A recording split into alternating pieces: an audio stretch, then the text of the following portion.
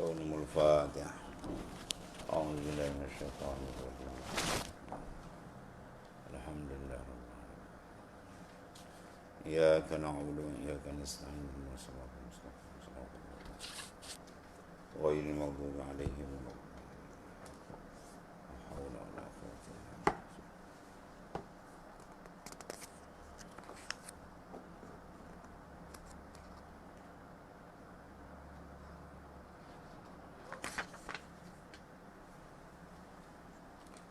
أعوذ بالله من الشيطان الرجيم.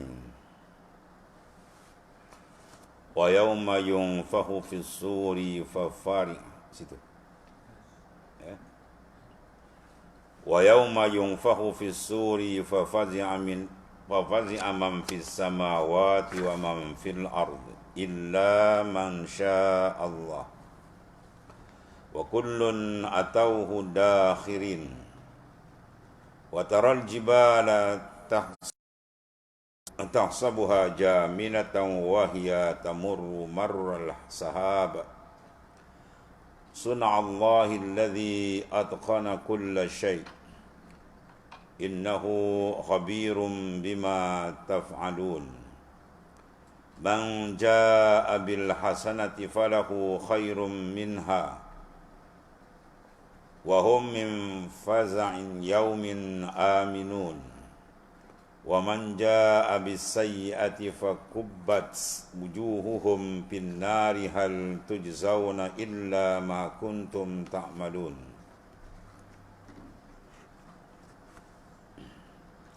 Dan ingatlah hari ditiupkan sangkakala, lalu terkejutlah makhluk-makhluk yang ada di langit dan di bumi, kecuali mereka yang dikehendaki oleh Allah Subhanahu wa taala. Dan kesemuanya akan datang kepadanya dengan keadaan tunduk patuh. Dan engkau melihat gunung ganang, dan engkau menyangkakan tetap membeku, padahal ia bergerak cepat seperti bergeraknya awan. Demikianlah perbuatan Allah Subhanahu wa taala yang telah membuat tiap-tiap sesuatu dengan serapi-rapi dan sebaik-baiknya.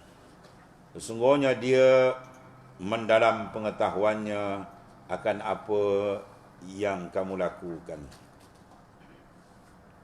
Siapa yang datang membawa amal kebajikan yang telah dikerjakan, maka ia akan beroleh balasan yang baik, yang lebih baik daripadanya, dan mereka akan beroleh aman sentosa daripada kejadian-kejadian yang mengerikan pada hari kiamat itu. Dan siapa yang datang membawa amal yang jahat yang telah dikerjakan makna di dunia, maka sudah tentu mereka akan ditumuskan mukanya ke dalam api neraka, dan sambil dikatakan kepada mereka, kamu tidak diberi melainkan balasan apa yang kamu telah lakukan.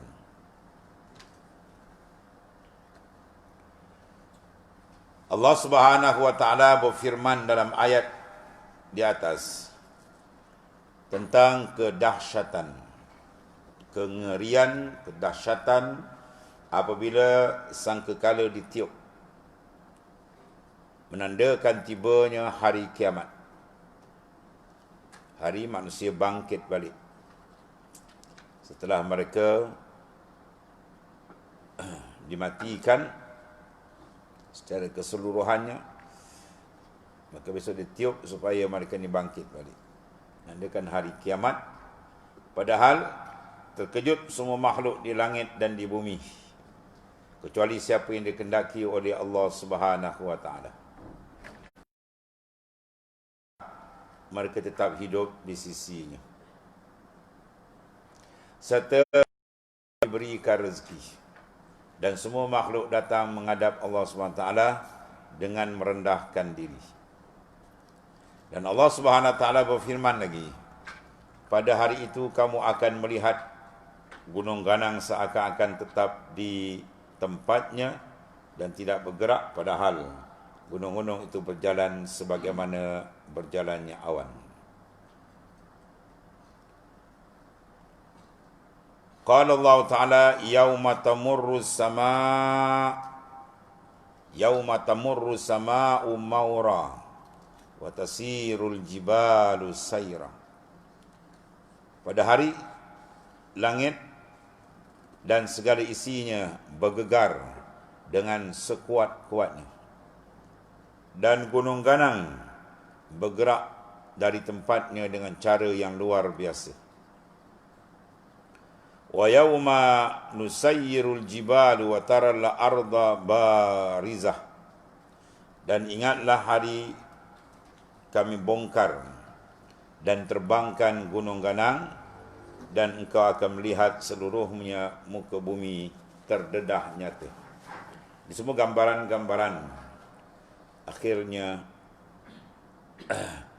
umur dunia secara keseluruhannya, yang mana Allah Subhanahu Wa Taala ceritakan kedahsyatan menutup usia umur dunia ini dengan berlakunya suasana yang sedemikian, bagi memberi peringatan kepada manusia bahawasanya semua benda akan binasa. Kullu syai'in halik, tiap-tiap satu itu akan binasa. Yang kekal hanyalah Allah Subhanahu Wa Taala, yang memberikan hikmah kepada kita supaya berjaga-jaga, dan keduanya jangan kita terpengaruh ataupun kita terleka dengan kehidupan yang sementara yang bersifat, iaitu banyak manusia tertipu daya dengan dia. Amal hayatud dunya illa mata'ul ghurur. Tidak adalah kehidupan di dunia ni melainkan mata benda yang menipu daya manusia daripada jalan Allah Subhanahu Wa Taala. Allah Subhanahu Wa Taala berfirman selanjutnya dalam ayat yang dia sebut di atas, begitulah kekuasaannya telah membuat suatu dengan kukuh dan sempurna, dan semua yang dicipta mengandungi hikmah dia. Ma khalaqta hadza batilan subhanak. Yang kau jadikan semua itu sia-sia tidak, melainkan semua itu ada hikmah. Sama ada hikmah itu dapat dikesan oleh manusia yang akalnya pendek, ataupun mereka tidak dapat mengesan hikmah-hikmah yang dalam semua ciptaan Allah Subhanahu Wa Taala. Tidak menjadikan sesuatu perkara daripada sebesar-besar sehinggalah sekecil-kecil, melainkan semua itu tidak sia-sia. Dia mempunyai hikmah yang begitu besar. Kemudian semua yang dicipta mengandungi hikmah dan pengajaran bagi siapa yang memerhatikannya. Hikmah ini akan dapat diperolehi, bawa maknanya perkara yang besar keuntungan pada insan, dengan syarat mereka memerhatikan dengan batin hati mereka. Kalau mereka tidak memerhatikan, menyebabkan mereka lalai, itu merupakan kerugian. Sesungguhnya Allah Subhanahu Wa Taala mengetahui segala perbuatan hamba-hambanya. Kemudian Allah Ta'ala akan menjelaskan keadaan hamba-hambanya yang bahagia dan yang celaka pada hari pembalasan itu. Itu orang-orang yang datang pada hari itu dengan amal yang saleh akan dibalas dengan pembalasan yang baik dan dari apa yang telah mereka amalkan. Mereka akan bebas dari rasa takut dan merasa aman menghadapi kejutan yang berlaku pada hari kiamat. Iaitu bagi mereka yang membuat persiapan, yang bersiap sedia dengan mentaati perintah Allah Subhanahu Wa Taala, maka dia menghadapi hari yang mana hari memang telah dinyatakan dan diimani sebagaimana telah dinyatakan dalam Al-Quran dan hadis yang sahih daripada Nabi sallallahu alaihi wasallam. Berbanding dengan mereka yang sebaliknya, yang menolak beriman kepada Allah, beriman kepada kenyataan-kenyataan Al-Quran terumpamanya berhubung dengan kiamah, maka satu kejutan besar kepada mereka. Benda yang mereka ingkarkan dan benda itu sebenarnya akan berlaku, dan bila tiba saat berlakunya perkara itu, maka tidak dapat digambarkan kejutan, ketakutan yang begitu hebat kepada orang-orang yang tidak beriman. Ada pun orang-orang yang datang menghadap Allah Ta'ala dengan amal yang buruk. maka akan dihumbankan mereka ke dalam api neraka sambil dikatakan kepada mereka, tiadalah kamu menerima pembalasan melainkan setimpal dengan apa yang telah kamu lakukan di dunia dahulu. Dan mereka ini dimasukkan dengan cara yang hina, dihumban, disembamkan muka mereka ke bawah. Lalu maknanya dihumbankan ke dalam azab yang sangat ngeri, yang sangat dahsyat. Lepas itu disuruh kita dalam setiap perkara yang kita nak buat, setiap tindakan yang kita nak lakukan, maka naklah kita muhasabah. Kesan dia di sana bagaimana? Iza aradta an taf'ala amran fatadabbar 'aqibatah. Fa in kana khairan famdih, wa in kana syarran fantahi. Itu garis panduan yang besar diberikan oleh baginda Rasulullah sallallahu alaihi wasallam. Apabila kamu nak melakukan satu perkara, satu pekerjaan, maka fikir apakah kesannya ketika kamu menghadap Allah di akhirat itu. Sekiranya baik, maka teruskan. Sekiranya tidak, maka hendaklah dihentikan. Itu dua kalam Nabi yang sangat besar, pendek, padat, maknanya begitu besar.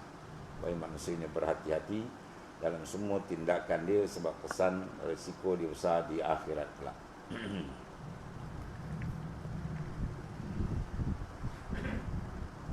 Qala Allah Ta'ala,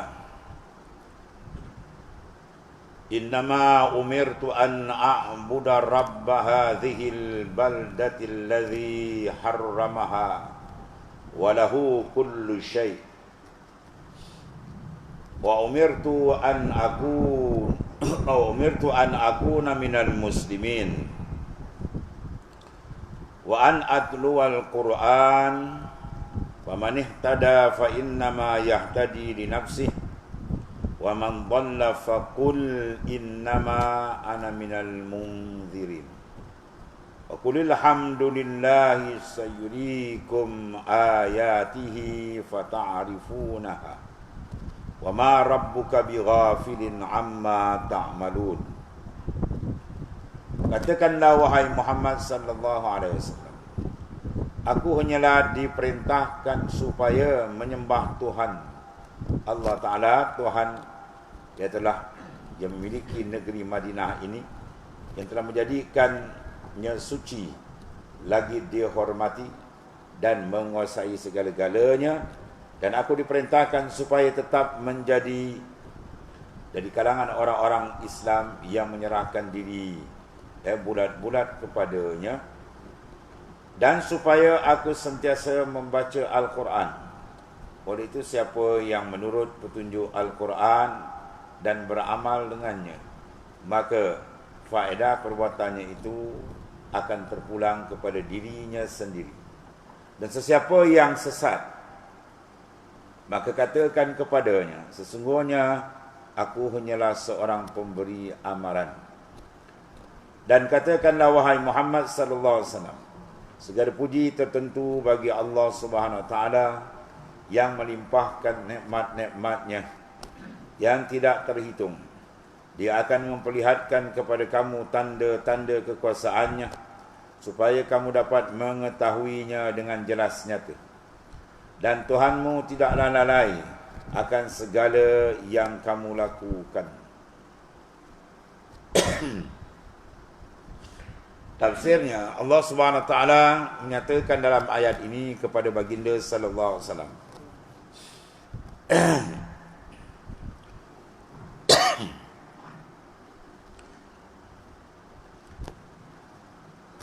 yaitu katakanlah wahai Muhammad sallallahu alaihi wasallam,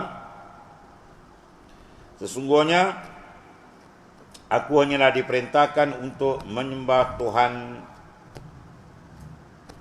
negeri ini. Innama umirtu, sungguh aku diarah, an a'buda, bahawa aku mengabdikan diri kepada siapa? Rabba hadhil baldah, kepada Tuhan yang memiliki negeri ini, negeri Madinah. Dalam ayat ini menunjukkan kepada kita bahawasanya matlamat pertama, tujuan manusia diletakkan di atas muka bumi ini ialah untuk mengizharkan ubudiyah, menzahirkan akan pengabdian diri kepada Allah Subhanahu wa taala. Berjaya atau tidaknya insan di dunia ini yang sementara adalah diukur dari sudut itu.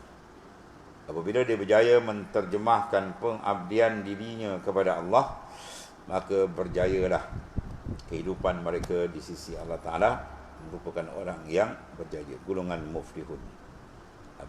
Adapun sebaliknya, apabila mereka gagal mencorak bentuk kehidupan mereka dalam menterjemahkan kehambaan, maka orang itu adalah orang yang gagal.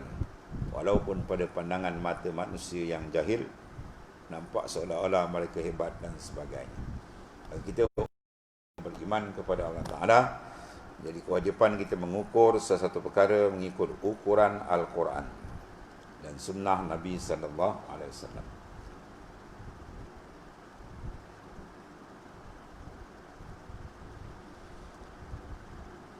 Kemudian di sini menunjukkan bahawasanya tugas besar para rasul, terutamanya Nabi besar kita Muhammad sallallahu alaihi wasallam, ialah menyeru manusia supaya mereka mentauhidkan Allah Subhanahu wa taala dan mengelakkan diri daripada melakukan unsur syirik, menyekutukan Allah Taala dengan yang lain.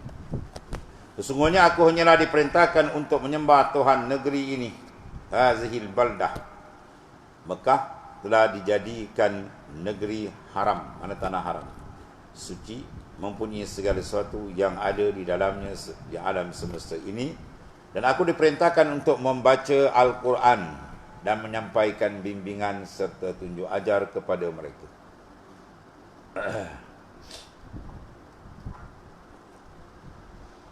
Maka diarahkan dalam ayat ini iaitu kepada baginda sallallahu alaihi wasallam, wa umirtu an akuna minal muslimin. Aku diarah oleh Ta'ala supaya menjadi orang yang muslim. Aslama yuslimu islaman. Islam itu diambil kalimah aslama, yuslimu islaman, mana penyerahan diri. Barang siapa yang maknanya bersifat ataupun berpegang dengan Islam, Islam itu maknanya menyerah diri.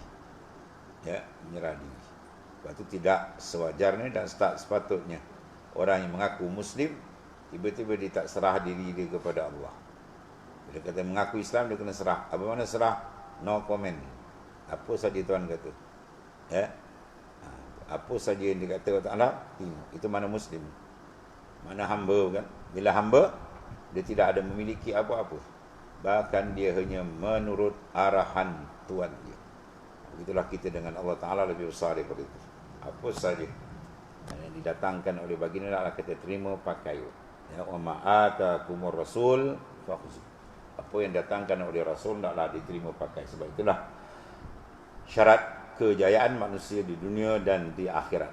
Selama mana mereka tunduk dan patuh menurut perintah Allah yang disampaikan oleh Rasul sallallahu alaihi wasallam.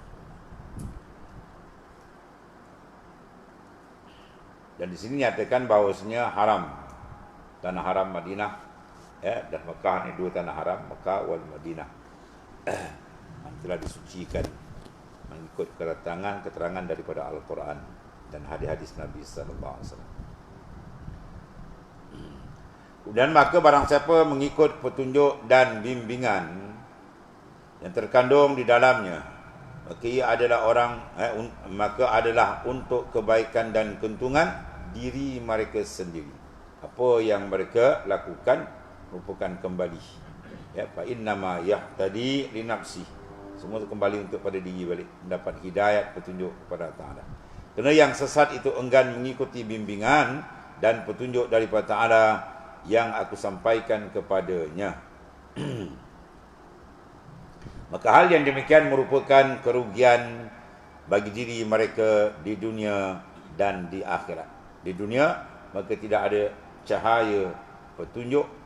Mereka duduk dalam kegelapan yang membawa mereka semakin jauh daripada mengenali Allah Ta'ala dan mengabdikan diri kepadanya. Dan di akhirat, sesuai dengan apa yang mereka lakukan di dunia, maka dibalas dengan azab yang maha dahsyat. Kemudian kata Tuan Pengarang sini, aku, yakni Nabi besar kita Muhammad SAW, hanyalah seorang utusan. Nabi adalah seorang utusan. Innama ana minal munzirin. Sebab setengah daripada Nabi ini nama dia. Itulah Bashir wa Nazir. Bashir memberi khabar gembira.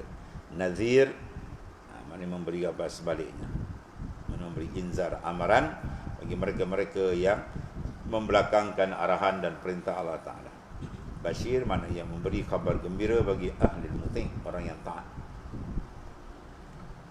Tidak aku hanyalah Nabi besar kita Muhammad SAW hanyalah seorang utusan Allah Ta'ala semata-mata untuk memberi peringatan sebagaimana Rasul-Rasul yang sebelum aku. Sebelum Rasulullah SAW, tugas besar para Rasul adalah memberikan maknanya penerangan sebagai utusan Allah SWT, memberikan khabar yang diamanahkan oleh Allah Ta'ala untuk ditaati supaya mereka selamat daripada. Dan terutama perkara yang paling besar ialah memanggil mereka untuk mentauhidkan Allah Ta'ala. Ta'ala ila kalimatin sawa' anda ta'budu illallah. Marilah sekalian kamu pada satu kalimah yang selaras, yang sama, iaitu bahawa tidak kamu sembah melainkan Allah Subhanahu wa Ta'ala.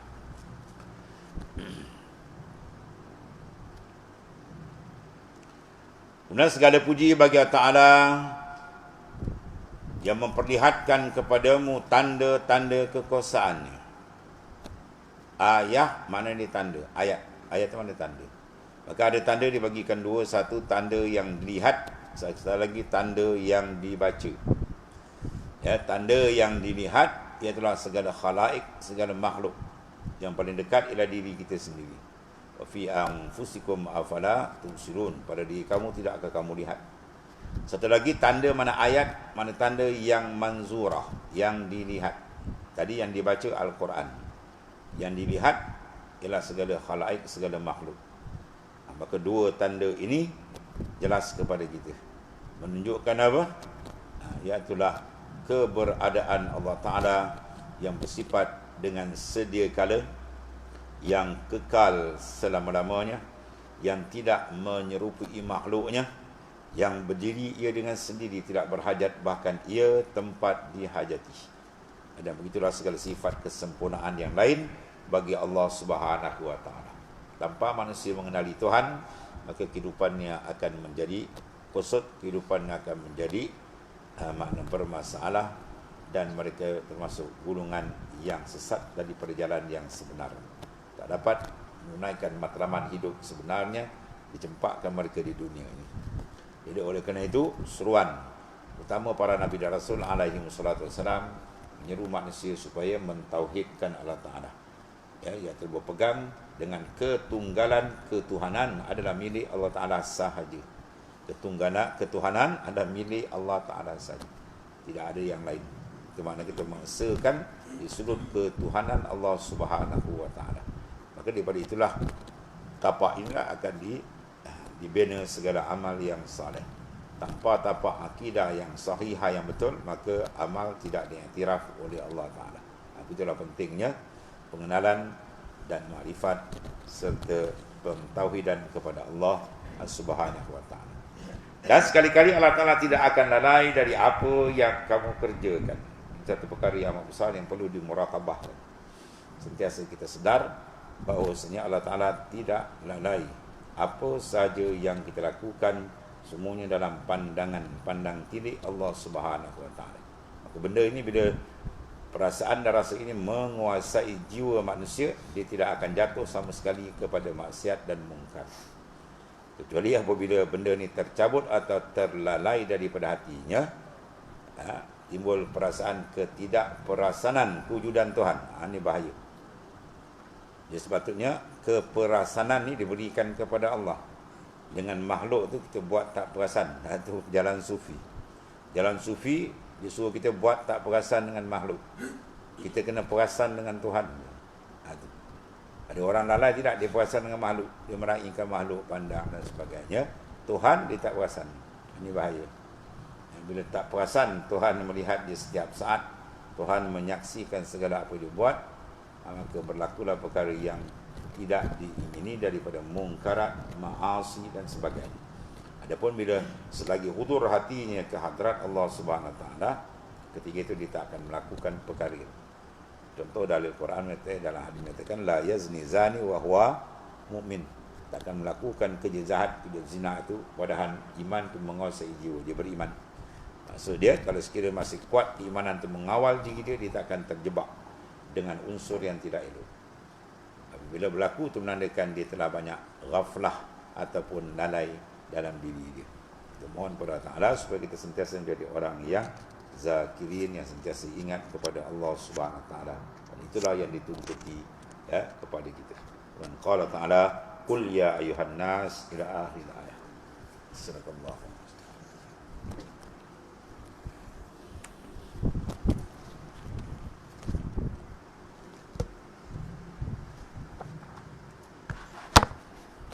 Bismillahirrahmanirrahim.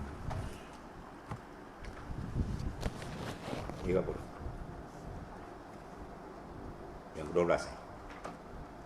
Larangan memperlihatkan kegembiraan atas bencana yang menimpa seorang Muslim. Itu.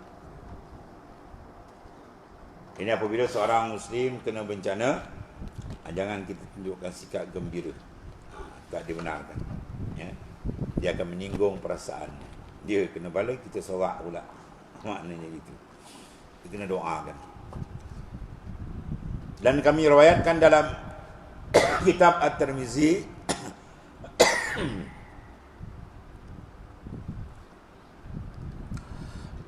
daripada Wasilah bin Asqa radhiyallahu anhu.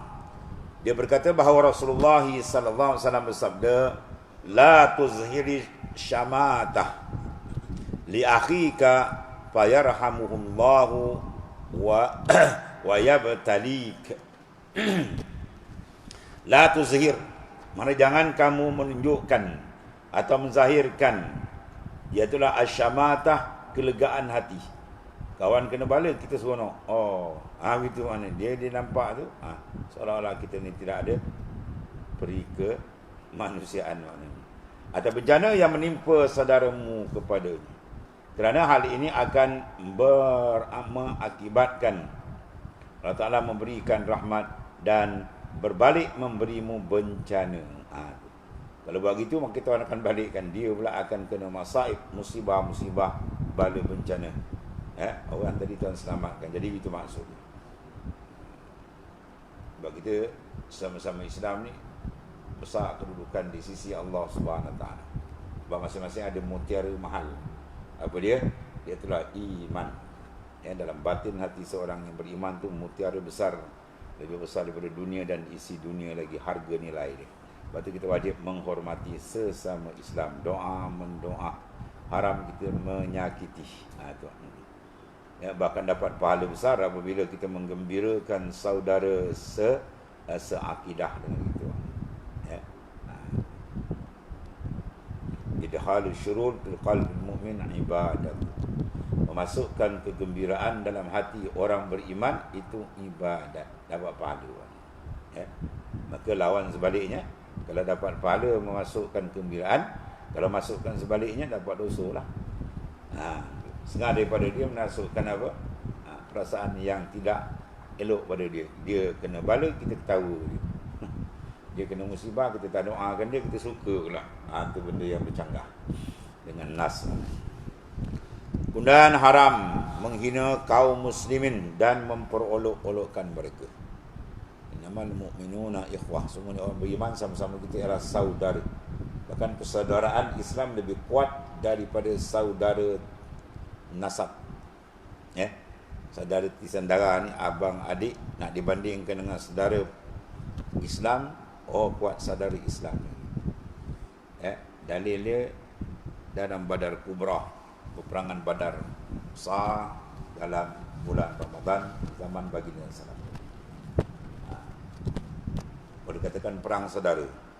Sebab bapa di sana, anak di sini, pak saudara di sebelah sana, anak saudara sebelah sini. Sangat-sangat mencabar. Sangat-sangat mencabar. Sebab itu mereka diberi bintang besar oleh Allah Ta'ala. If'alu ma syi'tum. Ya ahlal badar, wahai ahli badar, buatlah apa yang nak buat. Maksudnya apa? Ahli badar confirm diberikan keampunan oleh Allah Ta'ala. Hebat sebab mereka diuji berdepan dengan saudara. Andaikan Islam lebih tinggi daripada yang lain. Hubungan saudara dijaga dalam Islam. Walaupun kita Islam ada saudara yang belum masuk Islam, misalnya ada kalangan saudara ibu bapa dia ke menghormati disuruh. Tapi bila bertembung dengan akidah, dia tidak boleh bertolak ansur.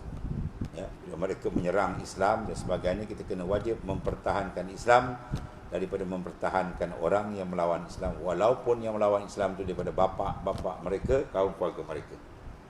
La tajidu qauman yu'minuna billahi wal yawmil akhir yuwadduna man hadallah wa kana aba'ahum aw abna'ahum aw ashiratahum. La tajidu qauman, kamu tidak akan dapat, takkan berjumpa kaum yang beriman kepada Allah dan hari akhirat, kata Allah Subhanahu wa taala dalam Al-Quran. Telah jelaskan. Yuwaduna man hadallah, mencurahkan kemesraan dan kasih sayang kepada orang yang menentang agama Allah Taala.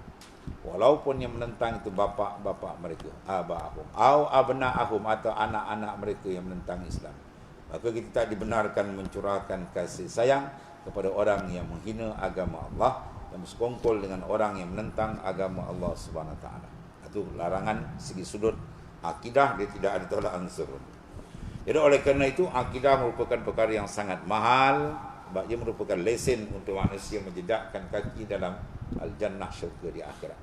Jadi oleh kerana itu, orang yang berakidah yang salimah, yang sempurna ni, dia ada kehormatan.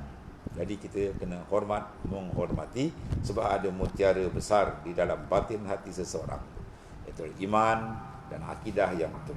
Jadi haram kaum muslimin memperolok, mempersendah, apalagi menzalimi mereka, ya, mengenakan kena tindakan ataupun menzalimi mereka dengan tidak sebenar. Di mana Allah SWT telah menyebut dalam surah Taubah, didatangkan makna di sini orang-orang yang munafik, iaitu orang-orang yang mencela orang-orang yang mukmin. Itu perangai orang munafik. Orang mukmin tu wajib kita kena jaga. Apatah lagi orang mukmin tu orang yang ada pangkat di sisi Allah Taala. Ya. Nabi-nabi, rasul-rasul, para ulama, para salihin, orang beramal, itu lagi lah. Cahaya iman ni kata ulama, kalau sekiranya cahaya iman yang ada pada batin hati orang asi, orang maksiat, dia beriman tapi dia ni maksiat, cahaya iman dia kalau dibukakan padam matahari dia. Itu yang asi. Kalau yang taat itu lagi jauh lah. Kalau yang lebih dekat lagi, itu lagi lah. Itu terang, hebatnya cahaya iman mereka itu.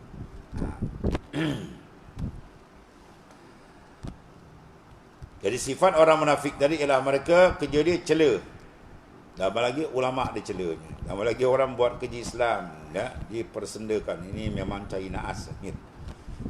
Lepas tu dalam Minhajul Abidin, Imam Ghazali menyatakan besok di akhirat, barang siapa yang menyakiti golongan hamalatul Quran, orang yang menanggung Quran. Apa makna dia? Orang yang beramal dengan Quran, yang berjuang menegakkan hukum Al-Quran, kamu persendakan dia, maka orang tu akan dihumban, dibenamkan dalam neraka, dan ditambah lagi azab dia apa? Dijadikan anjing daripada api neraka, akan mengkoyak rabakkan daging mereka sebagaimana mereka mengkoyak rabakkan hati orang-orang beriman di dunia dulu. Dan balah habis itu. Itu hebat amaran daripada Allah Ta'ala.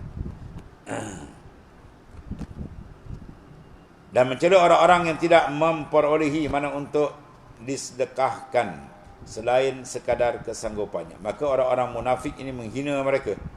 Ya, Allah Ta'ala akan membalas penghinaan mereka dan untuk mereka azab yang sangat pedih.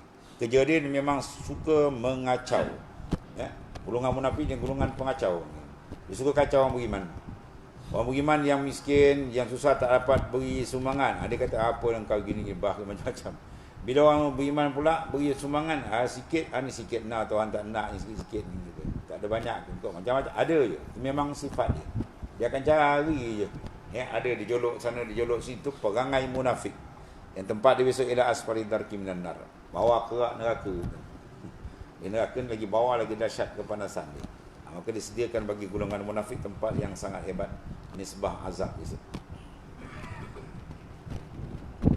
Wahai orang-orang yang beriman, kata Ta'ala seru lagi. Janganlah satu kaum mengolok-olokkan yang lain. Kerana apa? Boleh jadi mereka yang diolok itu lebih baik.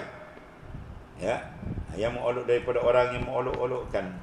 Dan jangan pula wanita mengolok-olokkan wanita, kerana boleh jadi wanita yang diperolok itu lebih baik daripada wanita yang sifat disuka mengolok dan mempersendakan. Janganlah kamu mencela dirimu, dan janganlah kamu mencela dirimu sendiri, dan janganlah kamu memanggil-manggil dengan gelaran yang buruk. Seburuk-buruk panggilan ialah panggilan yang buruk sesudah iman. Siapa yang tidak bertaubat, maka mereka itulah orang-orang yang zalim. Surah Hujurat ayat 11 tu terjemahan dia. Jadi makna di sini Allah Subhanahu Wa Taala melarang satu sifat yang keji, iaitu suka izak, menyakiti hati orang, mengolok-olokkan orang. Sebab ada kita kena pandang orang lain itu baik daripada kita. Ya, lebih baik daripada kita. Jangan sekali-kali kita merasakan orang lain ni bawah kita, jangan. Ya, kalau kita tengok orang tua daripada kita, setengah ulama dalam tulisan kitab mereka, kamu lihat orang yang tua, kamu kena rasakan dia lebih baik daripada aku.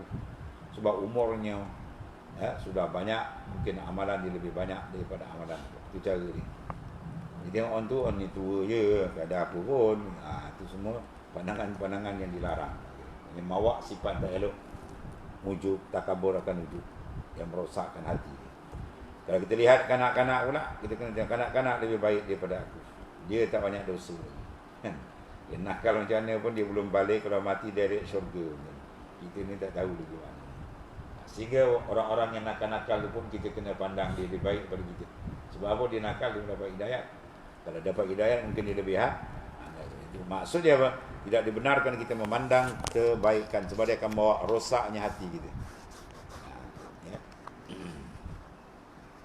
Iza aradallahu bi'abdi khairan faqahahu fid din wa zahadahu fid dunya wa bassarahu uyubah. Apabila Allah Ta'ala nak memilih seorang hamba itu jadi baik, jadi selamat dunia akhirat, dalam hadis ni 3 perkara. Pertama, faqahahu fid din. Allah Ta'ala beri dia tafakuh, maknanya suka mencari ilmu, suka memperkasakan ilmu. Ya, cari. Tak suruh ilmu tu dihantar, cari. Cari. Jadi orang yang nak dapat selamat dunia akhirat dalam hadis ni, pertama sifat dia apa? Dia suka menambah, memperkasakan ilmu, cari. Satu, alhamdulillah. Maknanya apa? Bila Tuhan pilih kita tu, pandang kurnia Tuhan. Yang kedua, zahadahu fid dunya. Hatinya tidak tertawan dengan dunia. Hati dia diikat dengan Allah Subhanahu Wa Taala. Zuhud mana. Dan yang ketiganya kita bincang, wa bassarahu uyubah, dia sentiasa memandang kekurangan dirinya. Dia tak ajar diri dia, pandang dia lebih, tak ada. Ini sebab ilmu, keamal dan sebagainya dipandang dia kurang, orang lain dipandang lebih. Itu cara orang tu Tuhan pilih. Ini golongan mukhtar, golongan yang dipilih oleh Allah Ta'ala. Ya.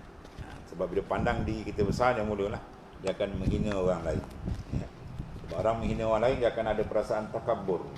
Dan takabur, bila ada orang yang bersifat takabur, dia rasa dia hebat daripada orang lain, walaupun tak ucap dengan mulut, tapi batin hati dia ada benda tu. Maka dalam Ihya Ulumuddin dan hadis ceritakan, orang ni akan dijadikan di akhirat lebih kecil daripada semut. Ya ta'uhu ahlul mahsyar, memijak akan dia oleh ahli mahsyar itu. Macam mana banyak daripada Nabi Adam sampai kiamat besok, orang berjuta trilion orang pakai lacak dia.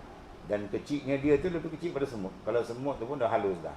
Bayangkanlah kehinaan yang begitu hebat Allah Ta'ala berikan pada orang yang merasa besar diri, takabur.